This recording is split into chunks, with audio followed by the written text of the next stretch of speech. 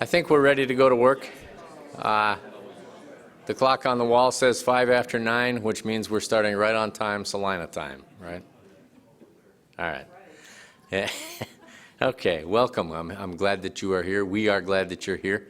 I'm Fred Guzik. For those of you who don't know me, this is my 13th year teaching here at K-State Salina, and I'm in my first, last, and only year as president of Faculty Senate for this university.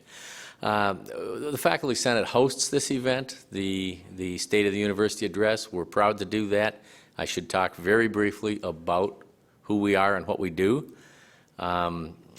We have five standing committees, a professional staff affairs committee chaired by Mary Ann Andrews, faculty affairs committee jointly chaired by Betsy Cobble and Mindy Markham, an academic affairs committee chaired by Teresa Hartman, faculty senate committee on technology chaired by Don Crawford, faculty senate committee on university planning chaired by Spencer Wood.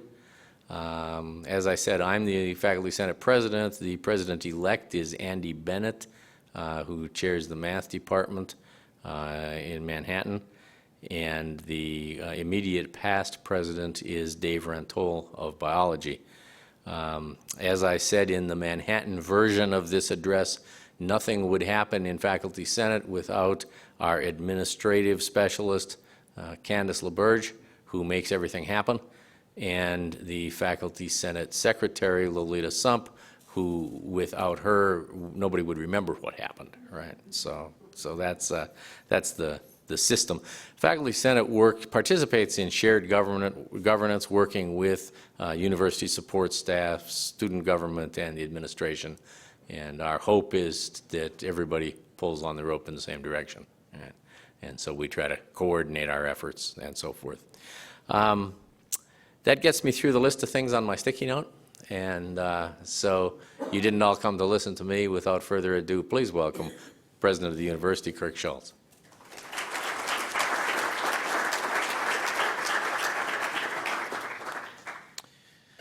Well, good morning, and glad to see everybody here on a Monday morning. And it's always fun to do the State of the University address. April and I go around and do a 2025 update with each of the different colleges and units, and we're, I don't know, about 15 of those done so far out of 20 or 25 that we do. But the State of the University address, we really want to spend it focusing on some of the successes that we've had. And this year, we really want to take a 5-year look at some of the things that have happened at K-State over that period of time. I also, as you all know, like to use video. And so marketing communications this year really worked with students on all of our campuses and asked them questions. And so those videos will be kind of interspersed here. I think it's some pretty cool stuff. And I really enjoyed them the first time I saw them. And I was like, wow, this is really, really neat. So without further ado, what is the state of the university? And this was our first video question asked on campus. Enjoy. What is the state of Kansas State University right now? That's a good question. I think K-State's changing for the better. I know we have a lot of construction going on, and that's kind of annoying the students right now, but I mean, I don't mind it, I guess. Construction, and if that's what you're talking about, because it's the thing I notice most. Construction. I would definitely say we're progressing. We're getting better at what we're doing, but we still have a lot more to get done. I wouldn't say rebuilding, but I would just say like renewing. I mean, we got a new business building. You got stuff going on over at right behind me at Seton. You got stuff going over at the engineering building. I mean, there's a lot of construction going on. So on track for our K-State 2025. I think the future is bright. I mean, they're remodeling a lot of rooms that were really bad, and I've been to some of them that are like renovated and so much better, better learning experience, just because of better rooms. There's definitely a transition happening that I've noticed within just the last year. They're heading towards, I think, better diversity statistics, as well as a better campus. I think they're just trying to all around get a better feel. Everybody wants to be the best school in the nation, but I think they're really honestly trying to work hard towards making everybody feel like this is actually the best school in the nation. So that's the state of the university. Thank you for coming. That was awesome. No, we have some other things to talk about. Each year, Kansas State University is ranked in a variety of different polls and formats and things like that. And here we have a few of those. The Princeton's Review, best 378 colleges. Number 4 in happiest students. Number 5 for best run colleges. Number 5 for students who love those colleges. 6 in quality of life. 7 intramural sports. You know, whether we're 1 or 5 or 15 on these probably doesn't make a lot of difference. As much as it is that the people who come to Kansas State University, to all 3 of our campuses, have a great option and opportunity and feel really good about that experience. And I think that's reflected here. Number 1 in best value college in Kansas, Manhattan was number 1 in best college town in the nation. U.S. News and World Report, we report these. We don't spend a lot of time working on them just simply because we have no control over where those are. We manage those watch those each year. And then we were named one of Forbes America's top colleges. So overall, Kansas State University continues to be recognized nationally for a lot of the things that we're doing. Well, if we shift a little bit and talk about enrollment, and this is a little bit of old news now, right? It's been out in the news media, and the 20th day official numbers came out. And if I look over here from fall of 2014 to fall of 2015, we see that we were down in overall enrollment as an institution.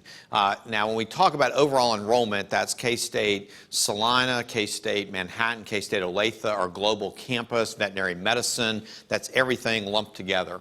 We have a couple things, though, that came out in the article that some of you may have seen that came out on Friday. The freshman class coming in at the K-State Manhattan campus was the best academically prepared class in university history with the highest ACT score. We also have the most diverse class coming in as measured, and I'll show that in the next slide.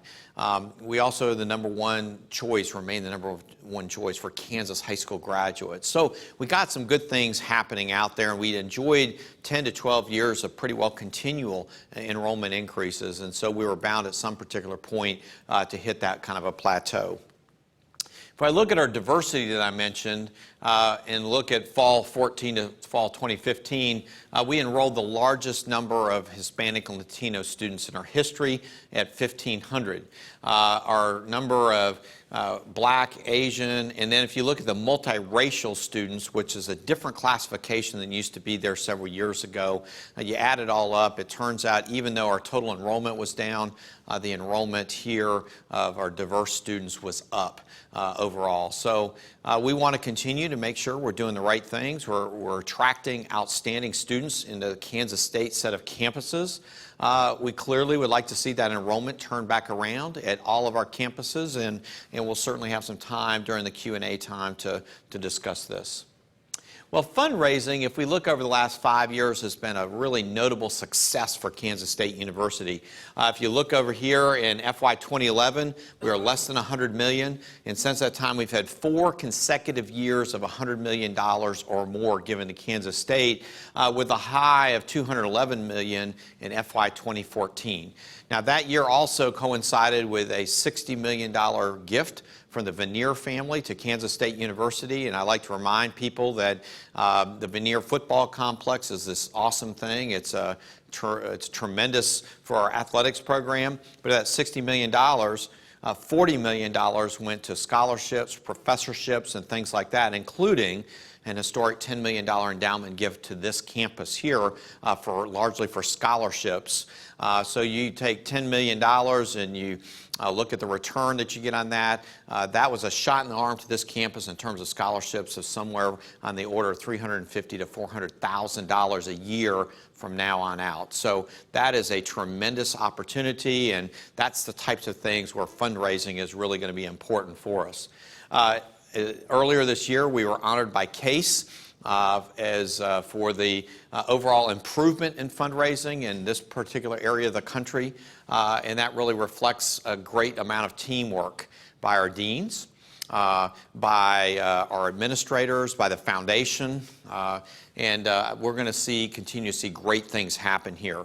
I will remind everybody that fundraising seems to be magic, right? Sometimes all of a sudden a big check shows up and we get to do things. Really what it comes down to is you all as faculty and staff having great ideas. Those ideas and things like that are what we're able to put in front of people who can help us and invest in those particular ideas. The quality of what those ideas are, the impact they will have on campus is key things as we go out there and fundraise. We always will have more great things that need resources than we have money coming in for. So I suspect that we're continuing to see great gifts come in to this campus as we look towards the future.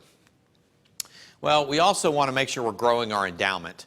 And when we started K-State 2025, and we looked 5 years ago, our endowment level at K-State was about 50% of many of our peers. Now, they're out there raising money at the same time we are, but we've closed that gap significantly. Our endowment is right about $500 million, and we were right at $300 million in like FY 2009, and to think that we've grown that by $200 million over the last 5 years is really a significant deal for K-State. Now, our annualized return has been around 8%. You do not build an endowment off of the return. You build an endowment off of major gifts coming in. So as we look at professorships, chairs, and scholarships largely, that's where we're starting to build the endowment, and that affects all of our campuses. Well, there's certainly been a lot of construction going on, and this is an aerial view of the College of Business Administration at Kansas State, the College of Business building. And actually, the stonework now is much more complete on one end. If you like construction, this is kind of a cool project to watch because they're building it north to south.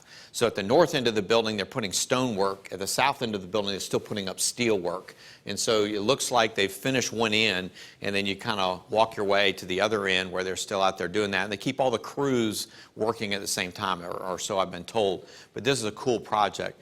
$408 million for campus infrastructure in the last 5 years, $550 million planned in the next 5 years. Some of those projects, Weefald Hall, which is our newest freshman, first-year student residence hall and dining hall, and there's going to be some classrooms. There's going to be a modern, state-of-the-art residence hall. That steelwork's coming out of the ground. Our engineering expansion in the Manhattan campus, they are supposed to get the walls internally are going to come down in about 2 weeks. And if you drive by there, you can see already there's a lot of parts about construction finishing up, and that will be available for classes starting in January, and there'll be a lot of movement around. A new home for electrical engineering and computer information systems. Seton Hall, we just did the groundbreaking on that a couple weeks ago. If any of you have been on campus anytime in the last 50 years, Seton Hall is about the same as it was 50 years ago. Really in drastic need of renovation, and we were able to secure some money from the state of Kansas to help us out with that project, also coupled with some private philanthropy. The College of Business Administration building, I talked about that already. The Bernie Family Welcome Center, one of the more notable projects we've had in the last couple years is Old Memorial Stadium. There's not a lot of fond football memories in Old Memorial Stadium, and we got our butt beat most of the time there. But what happened was it was a dilapidated structure, and it needed significant renovation underneath it, not as a stadium, but for usefulness. So on the side away from the student union, the Purple Mask Theater is in there now, and I encourage you, if you're ever back in Manhattan and you want to kind of see what you can do with underneath of a football stadium, that is a remarkable transformation. It's a great project there, and our students and music, theater, and dance have really been using that. On the side close to the student union, we have active construction going on now. They've cleaned up a lot of the limestone, and the Campus Welcome Center, very similar to what you've done here in terms of a place, a gathering place for families when they come onto campus or visitors for the first time. You tell them this is where you go. Parking's easy, people can get there. We have the same sort of stuff all in one place. So we envision it's larger than on the Salina campus here, but it's the same concept, and I think that's going to be really, really important. And then the K-State Student Union. That is an active construction project underway, and that'll take a while. They're going to keep most of the services going at the same time. The Student Union's open, so you're going to see some renovations there, about a $25 million project on that. So you add them all together, $204 million in planned investment in student-centered facilities for FY16. Now, if I look over the last 5 years and think about some of the projects that we've had here, one of the things we've got the gymnasium, student life center, fitness center, kind of a multi-purpose facility in many, many ways. It was pretty cool today coming off the interstate and seeing the netting up there on what looks like a big circus tent. I mean, that thing is notable from a long, long ways away. So if I also look inside a lot of the buildings here, you all have done a lot of classroom renovation and laboratory renovation and painting and making things really look good. So when we talk about construction in Manhattan, we talk about construction here, our campuses are in better shape than they've ever been. They look good. We've got new facilities, improved learning environments, and improved laboratory facilities. And so I want to commend everybody on the work that they've done to do this. And if I go through and talk about the private philanthropy to make this happen, we're talking about hundreds of millions of dollars in private gifts to the university to make all of this construction go. So the next thing, as we continue on our video pathway, what's the first word that comes to mind when you hear K-State? Home. Awesome. Just generally awesome. Family. Wildcat. Loyal. Family. Football. Really, the first word that comes to mind is purple. Purple. Purple. Purple. Purple. Purple, which is my favorite color, so that's okay. Either purple or family. I think purple because everything is, I toured here and the first thing they gave me was a purple shirt and said, you should wear it. And I was like, okay. And they said, welcome to the family. So those two things have stuck. Yeah. As you can hopefully tell, these were not rehearsed. We did not pick out the people we were talking to. So one of the other things that university needs wonderful buildings and great facilities, but it's really the people, the students, the faculty, and the staff at the universities that really make us what we are. And so we've got some things here on champions this last year, and this was one of those really difficult things. We narrowed it down to about 6 or 7, but we can pick each year. We could have 6 or 8 slides of different student teams that have performed very, very well. This campus has a history of some really highly successful student teams at regional and national, international competitions. The personal financial planning team took 2nd place in national competition. The Fountain Wars team is 3rd place in international competition. You may not be able to see it back there, but they're all wearing T-shirts with a fake tuxedo front on there, and you've got to be confident or an engineer to be able to pull that off. So the Crops team won their 6th straight national championship. The quarter scale tractor team, 2nd place in international competition. The National Strategic Selling Institute, one of the top in the U.S. for the 4th straight year. Robotics team, a 9th straight championship. And again, we can go on and on with these different kinds of things. I believe the ability for students to have hands-on learning in these competitions is really an important thing. We don't need to win them. I love winning just like anybody else does. It's participating at a high level, and then what happens when people go out into the workforce and the first time they got to get together with a team and they're competing with other companies and things like that, this is a natural set of experiences when you think about, hey, these are some things I did that I learned that were important. We also had 2 Fulbright scholars. Jael Whitney, sophomore in business administration, will be a Fulbright scholar in Scotland. And Hannah Rogers, a senior in modern languages and pre-law, will be a Fulbright scholar in Germany. One of the things that we've continued to expand upon is our internationalization of our campus. And when I say campus, I mean campuses here. We have more than 2,000 international students representing 100 countries on all 3 of our campuses put together.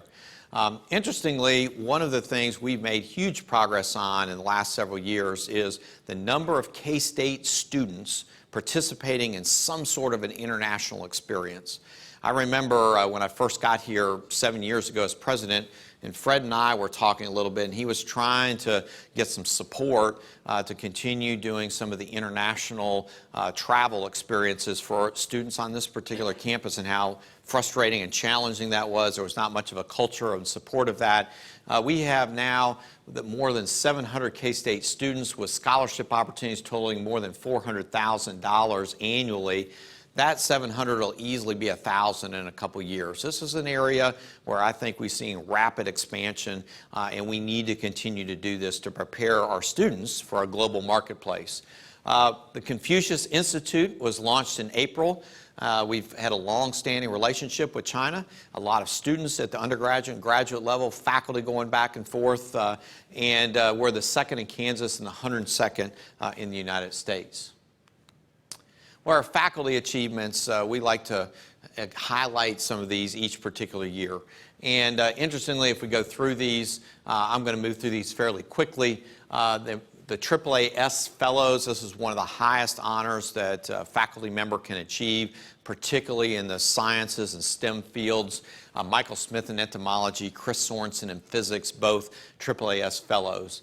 National Science Foundation Faculty Career Award to Gurpreet Singh in Mechanical and Nuclear Engineering. Again, this is probably, for a young faculty member, one of the top recognitions that they can get off a proposal. Angela Powers was recognized with the Barry Sherman Teaching Award. The American Society for Agricultural and Biological Engineering Fellow with Freddie Lamb. The Merrill Distinguished Veterinary Parasitologist Award was Michael Dryden in Diagnostic Medicine. You continue to see some excellence in dairy science. Jeffrey Stevenson in Animal Science and Industry, recognized as American Dairy Science Association Fellow.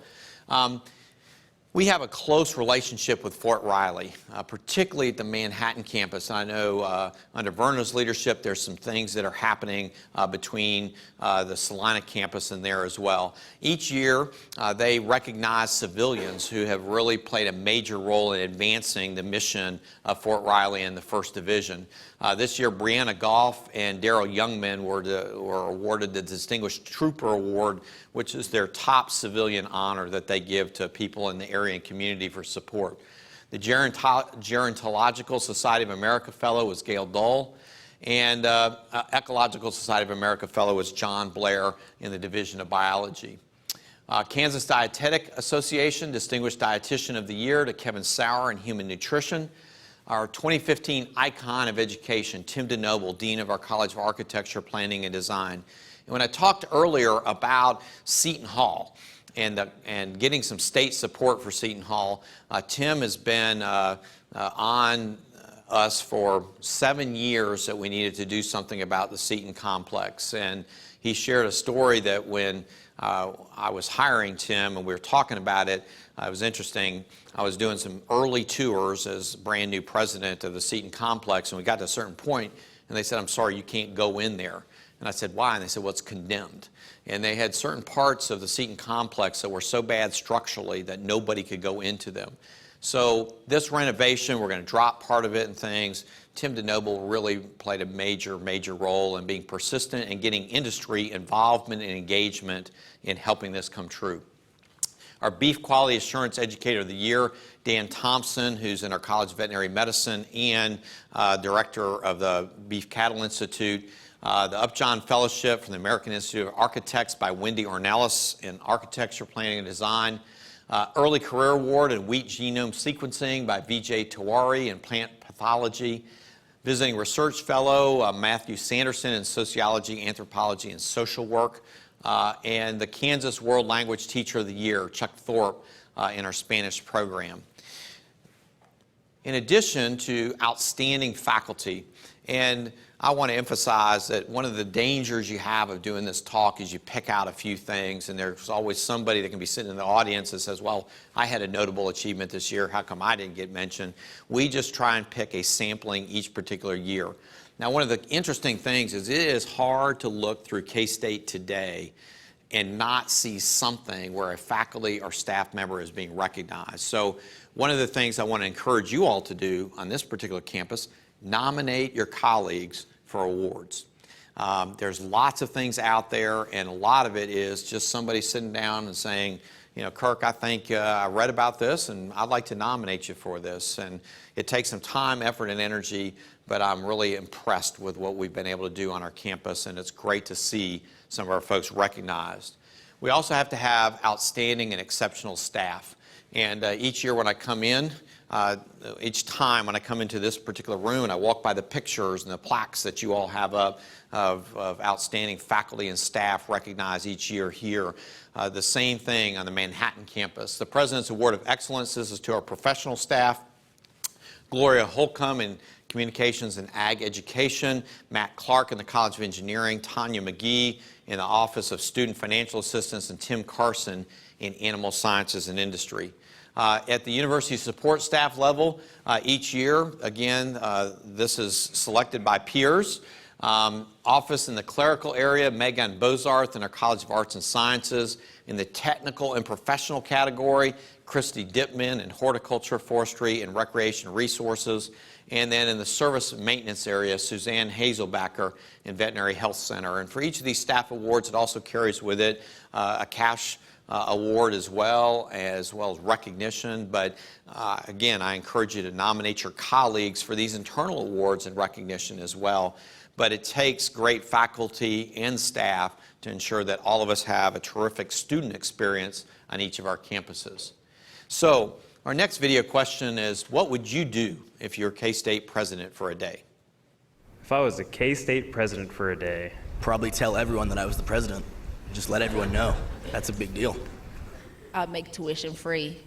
Have all the classes be taught by the professors in their pajamas. probably go eat the derb for free. You know, I'd give everyone a break. I'd be like, we're closing the university. No school for a week. It's so easy to say cancel school. Probably come over here to the UAS lab and come and check out what we're doing and maybe come and fly some aircraft. Free lunch between like noon and 1. Call hot ice cream for everyone since I have yet to go. That would be what I'd do. I would like to say lower tuition, but I'm pretty sure these buildings cost money, so. I don't know, make a campus-wide party or something. Put smoothie machines throughout the campus. Because like when it's really hot, I'm really just like craving a free smoothie. It would be free. I don't know how that would be budgeted in, but we would figure it out. And each of you certainly has your own things that you would do if you were president for a day. I love the smoothie machine thing. What's a tough thing, it's amazing to me the number of people that said, well, we're paying all this money to go there, but give us some time off. You know, I'm like, well, you can take time off anytime you want, but that's probably not a good thing. And I will notice that the only student that had a pretty serious response there was from which campus? Right here. So, yes, there you go.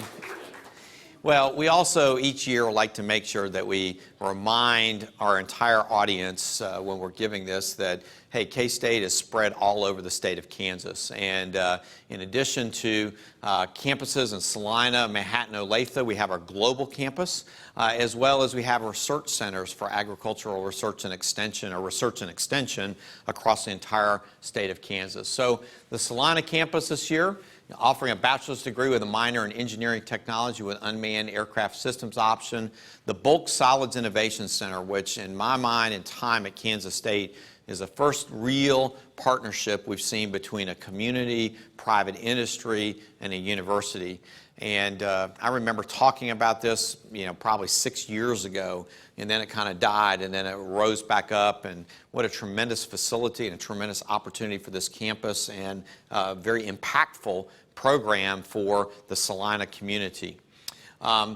Designated an FAA Center of Excellence for Unmanned Aircraft Systems. This is a collaborative effort with other schools in the state, including working with NIAR.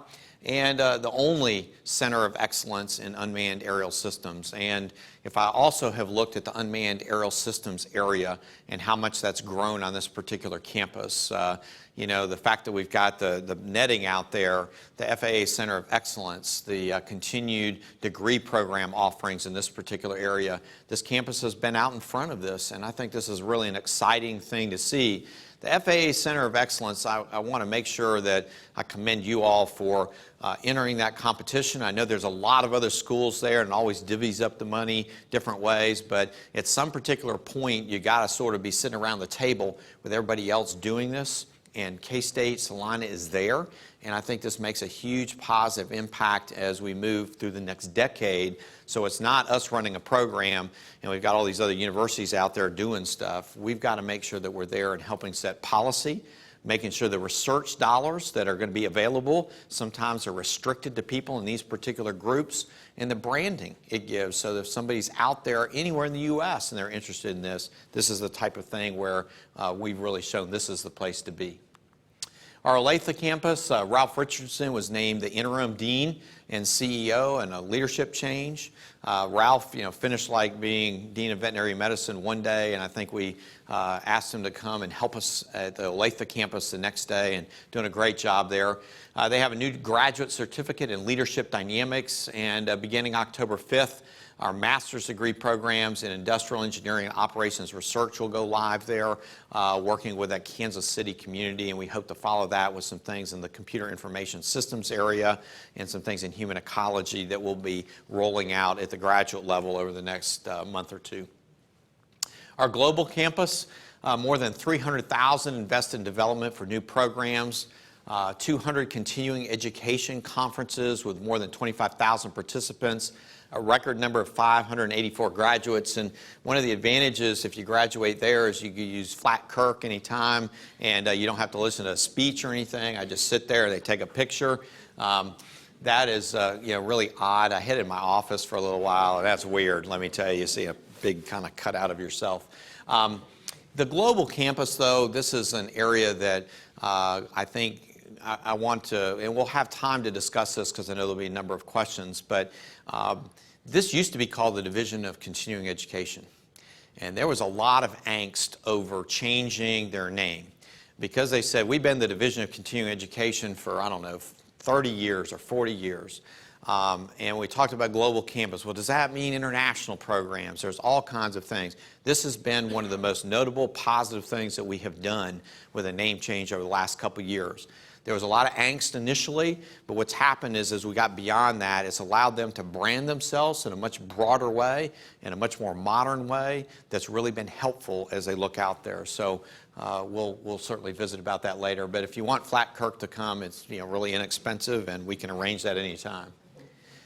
So with the global campus, what I'm going to show here is a very short video, and many of you, if you've watched a K-State athletic event, sometime this has been on there on K-State HD TV or others. This is the 30-second spot that we normally use to promote global campus. I am an artist. I'm an explorer. A parent. Working full-time. I am the future. I'm finishing my bachelor's degree. Getting my master's. Becoming professionally certified. I'm a student. I'm on my way. And I am global. Kansas State University's global campus is your connection to learn online, develop professionally, and connect globally. Go online for more information about K-State's global campus. Well, let's wrap everything up with K-State Research and Extension. We're a land-grant institution. We're all over the state of Kansas, and we have to continue to remind people of that. And the partnerships that we have in our different campuses with the local folks in research and extension are really critical. Some things this last year, Chuck Rice, who's a University Distinguished Professor in agronomy, will chair the board on agriculture and natural resources under the National Academies of Science, Engineering, and Medicine. This is huge. I mean, this is the person that's a spokesperson for a lot of the science and research in this entire area for the country, and we're really pleased Chuck will be doing that. We had 4 KSRE faculty awards for published paper, including the most highly cited paper in 2009 and 2013. and then 2 patents granted for discoveries by KSRE faculty members over the last couple of years that are shown there that have really, the genetics-based insect control one, we've got a company that's working on commercializing some of that, so this is really some exciting work. Well, K-State Athletics is certainly a brand for the university. It was interesting to have a weekend where our football team wasn't playing. It kind of felt weird. But this is the kind of thing, as I travel across the country, regardless of whether a person went here to school, Manhattan to school, they got a degree online, they'll talk about what's happening with K-State Athletics. So we have the Big 12 leading academic progress rate in 5 sports. Men's golf, volleyball, football with 85 scholarship student athletes, men's cross country and women's cross country. I want to also make sure I commend our coaches. Our coaches are trying to attract true student athletes. The huge majority of our student athletes, of the 450 student athletes we have at K-State, are going to do exactly what all the rest of our students are going to do. They're going to graduate with a degree in a certain field, and they're going to go out and work in that area. These are folks that want the ability to compete at an elite level, but the huge majority of the K-State student athletes are not going to go play professional sports. We'll have a few each year in football, maybe 1 or 2 in men's and women's basketball, maybe a baseball player or 2. It's probably less than 10. So it's important that we recruit young folks that can compete at an elite level and graduate. We had $50 million in private gifts for the Veneer football complex, and that was, it's amazing to me that thing, we dropped the old one in basically December and January, and the new building was open in August. That was an amazing thing to watch. We had 125 academic all Big 12 selections. Our K-State band was awarded the 2015 Sudler Trophy as the best band in the country. And that is not for a point in time. That's not, well, you did a great thing last year, so you get it. It's really over the history of our marching band and their performances. And so, and then Coach Bill Snyder was elected to the College Football Hall of Fame. You cannot be in the Hall of Fame if you're still actively coaching until you're 75. And so Coach turned 75 this year, and so we'll be in New York City in a couple months where he will be formally inducted into the College Football Hall of Fame. So the final thing I want to show you is a hype video that we sort of use to talk to students who are interested in coming to K-State. And certainly this campus will have its own set of things, but we tend to use materials and stuff back and forth, so enjoy this. Oops.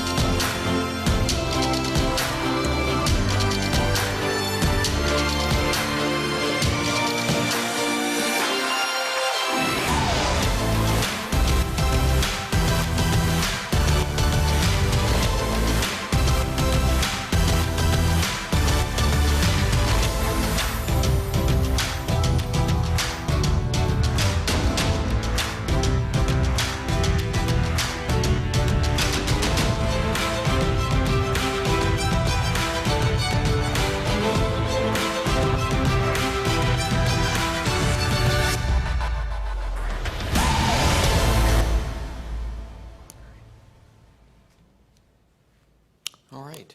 Well, folks, I appreciate your attention this morning, and we've had a great year last year. We got a lot of exciting stuff coming up this next year, both here and in Manhattan and Olathe campuses, and look forward to working with all of you to make sure that we continue to have an outstanding and exceptional student experience, that this is a great place for our faculty to come and start and have their careers, working with our students, doing applied research, doing the things, and to have a great staff that supports and holds everything together and makes our campuses move forward. So with that, Fred, I'd love to answer questions. I know you've got like 6 pages of things, and so. But, okay, are you hearing me all right? Okay. If people in the audience have questions, please don't hesitate. Come up and use this microphone so that the questions get recorded and put up online. I really don't have 6 pages. I have 7 questions. You mentioned name change to Global Campus for continuing ed. And so I think I'll take the 4 of my 7 questions that relate to a proposed name change to the Salina campus, and we'll kind of start there. We'll start with the easy one. It's on here as number 3, but we'll start there anyway.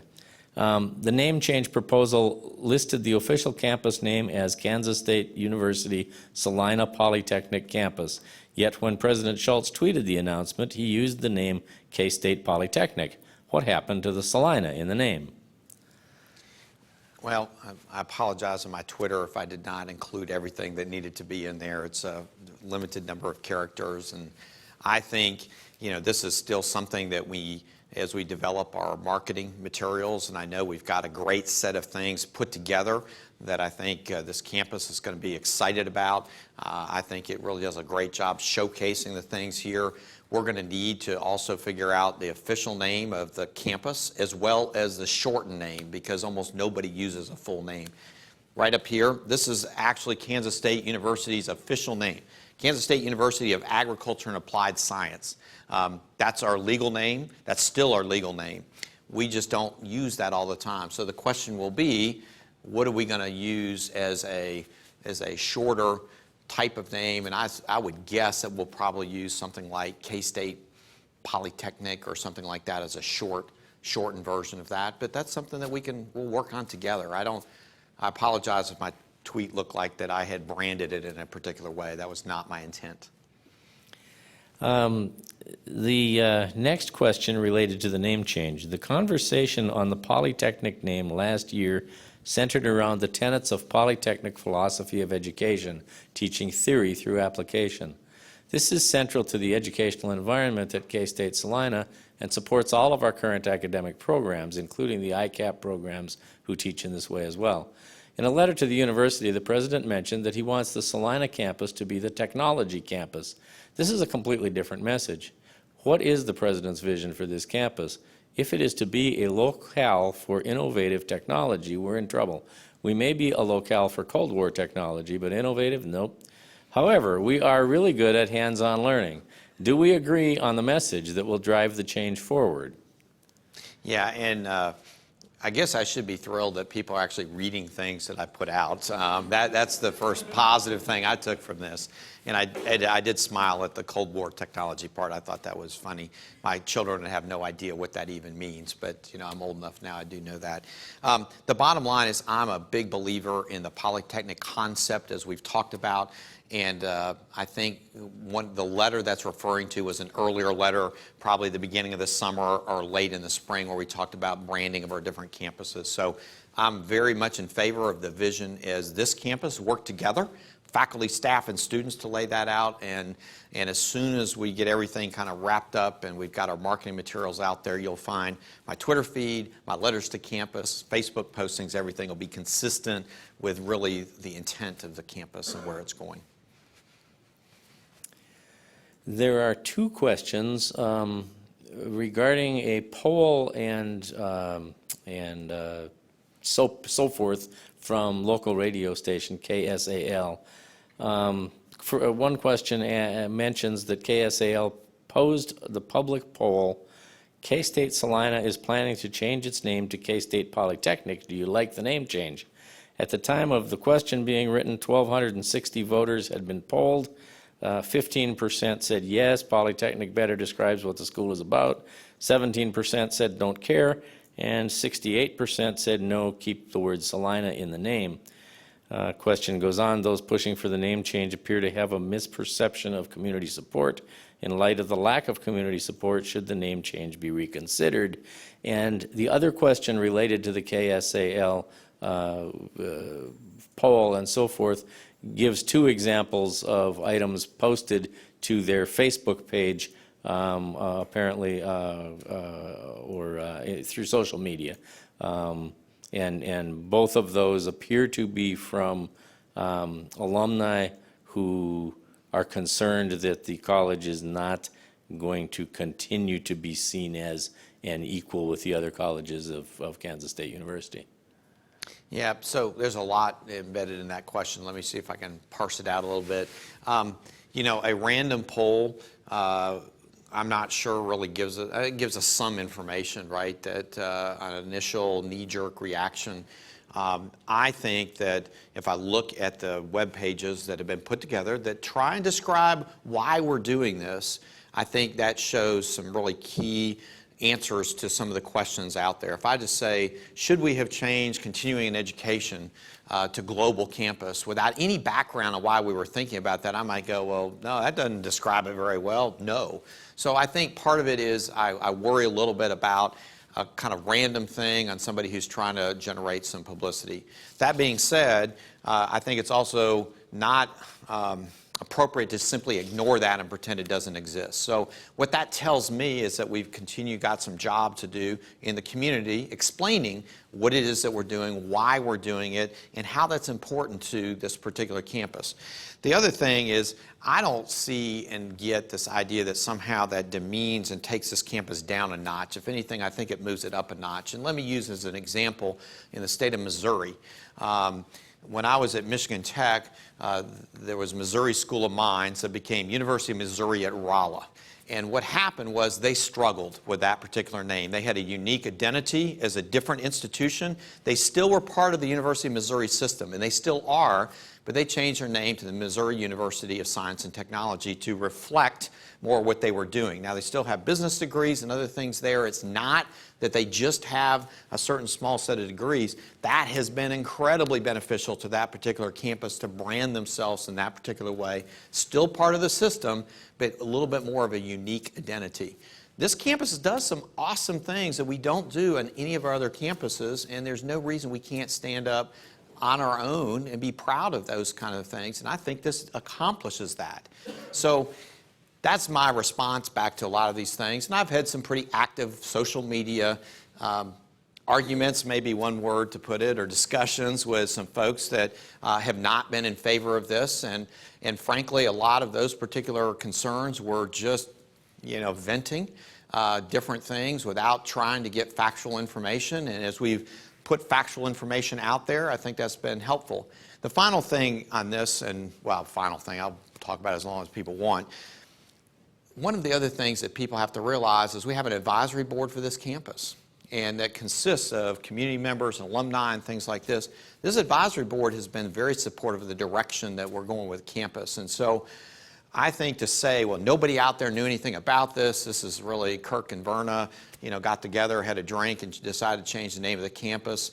I think sometimes it's perceived out there that there was no discussion on campus, that this was not a culmination of an 18 to 24-month campus set of discussions. It's just been missing out there, despite us saying that. And I think we got to continue to focus on that and move ahead. And I believe we're going to look back in 3 years and say that was one of the things that we did that's made a huge difference in helping us to grow this particular part of the K-State system.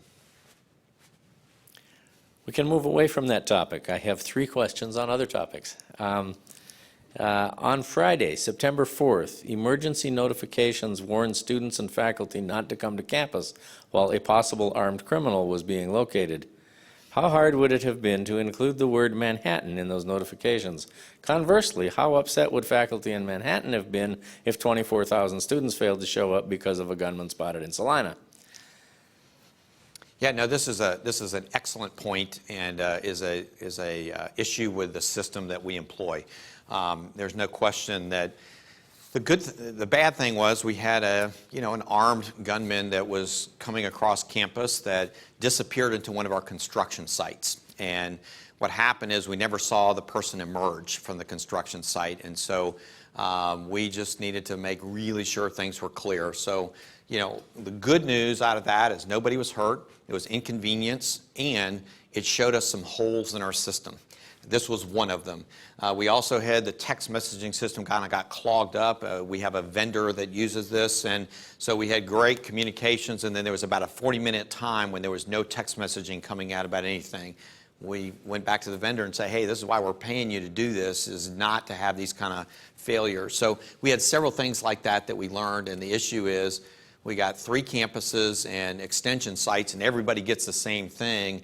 And while people here may want to know what's going on in Manhattan, they don't need to be warned away from campus, and we got to do a better job in the specific place naming things. We do a pretty good job with weather-related stuff in this regard, but this was a fault in the system, and we're gonna fix it. The other 2 remaining questions on the list of questions that were emailed in from faculty and staff both relate to enrollment. There seems to be an enrollment crisis at the university. Aside from another task force being developed to study the issue, are there other factors being looked at? Have we priced ourselves out of the market, perhaps? Well, I was talking to a person who'd been on our campus for about 15, 17 years. It was not in student life and recruitment and all that stuff. And this is one of those people, and all of us work with folks like this, that doesn't say a lot, but when they do, it's important to kind of listen. And this person pulled me aside and said, look, I know enrollment's down. Don't throw the baby out with the bathwater, because we've had 12 consecutive years or something enrollment growth. We have 1 year where it's down, and then we decide we got to throw everything out and redo everything. He said, this person's advice was, let's follow the pathway. Let's go in there and dive in, figure out what happened to make sure that we're not just sticking our head in the sand, but let's not change everything that we're doing because we happen to have 1 year where things didn't go as well. Have we priced ourselves out? It's interesting. If I look at tuition and fees increases over the last 7 years, this was the lowest we've had. So in a way, to say, well, we priced ourselves out, that certainly could be part of it. And I think there's no question that financial things happen to always be part of it. But I think we have to look at what are our goals? If somebody walks up to me and says, Kirk, how big should Kansas State University be in 3 years? I don't have an answer. I can say, it might be nice if it was a little larger, but that's you expect something different, considering that we've really tried to lay out strong strategic plans for campuses and things like that. So I don't want to downplay the enrollment task force. We've identified those members. There'll be an announcement this week of who's sitting on that. And I want to make sure that people here don't feel neglected. That's for the Manhattan campus. If there's going to be an enrollment task force for the Salina campus, that'll be something that Verna and the campus leadership will put together. Same for Olathe. This is not the mothership deciding what's going to happen in these other areas, but it's going to be what's going to be on the Manhattan campus. We need a set of goals and objectives on what we want enrollment to be, and not just simply larger, but what that mix needs to be, what the resources need to be, and how the resources follow. So when people can say, well, you're just going to group together because you went down, it was something that we've needed for a long time, and we're going to expect this group to come out with a 5-year plan of where we think we need to be, not simply what's going to be next year. So that's my long-winded answer to that. I think, I always want to understand why something happened, not just go, well, gee, it was unfortunate. I do want to point out that one of the things that's happened at K-State as a whole is our quality of our incoming class has gotten better each particular year, and frankly, we're admitting students that have a greater chance of success at graduation than we did 5 years ago, where sometimes we were so enamored with numbers, we probably let in some students that had a very marginal chance of being academically successful. So, one more enrollment-related question, and this Sure. one is Salina specific. And I have to add the caveat that I didn't write any of these. I'm just reading them. On this campus, the enrollment issue is handled by finger pointing between admissions/marketing, and academic programs. I would like to ask the president and provost where they believe our enrollment problem lies. Do you fall in the, quote, we need a different recruiting marketing plan camp, or the we have outdated programs that no longer speak to students camp?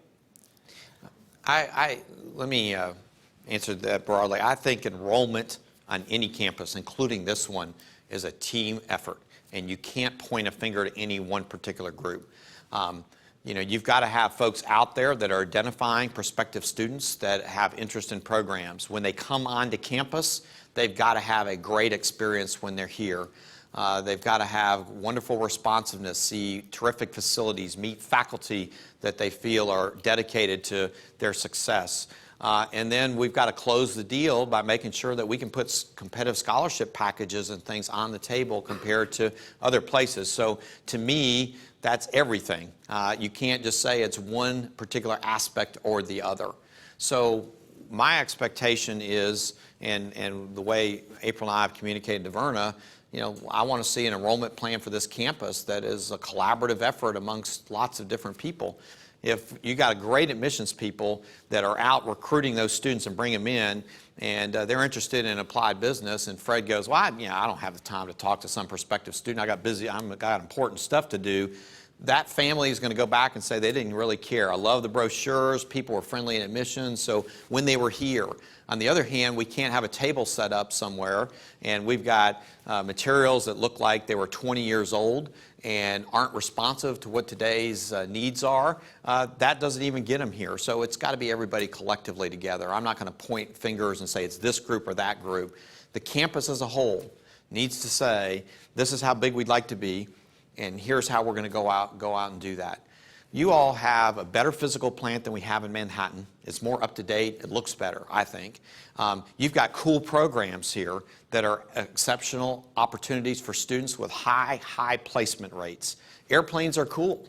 I mean, just face it, you've got a lot of that kind of stuff here, personal financial planning and the other things. The other piece of this, I think, is what other degree programs should be here to help you to continue to make sure that we stick with the polytechnic focus that fit that, but are the kind of things that you think will help us get additional students here and supplement the degree programs that are already here. You've done some cool things with airport management and tying aviation into some other things. Those are the kinds of things I want to continue to see us do.